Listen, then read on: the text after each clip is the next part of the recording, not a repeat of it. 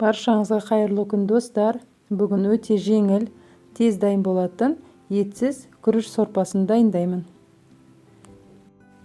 Ең алдымен бір пиязды алып, ұсақтап турап аламыз. Болгар бұрышында кубиктеп майдалап тураймын. Бір сәбізді үкіштің үлкен жағынан өткіземін. Картопты да ұсақтап етіп турап аламын. Енді қазанға сұйық май құямын. Барлық көкөністерімізді саламыз.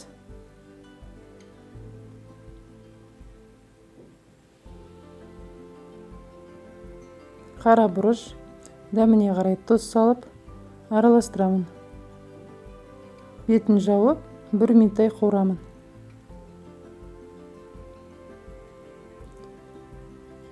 Енді турап қойып дайындаған картоптарымызды саламыз. Содан соң ыстық суды құямыз.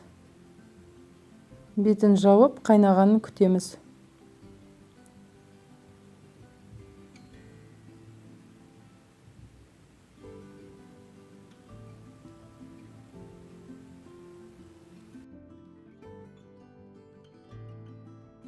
Енді күрішті жақсылап тазалап жуып аламын.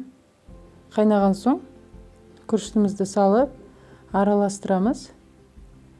Орташа отта 25-30 минут пісіреміз.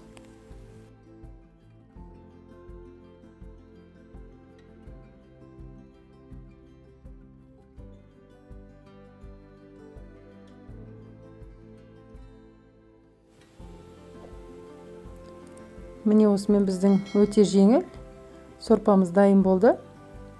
Видеоны соңына дейін көрген болсаңыз, қазақша каналды қолдап, тіркеліп қоюды ұмытпаңыз.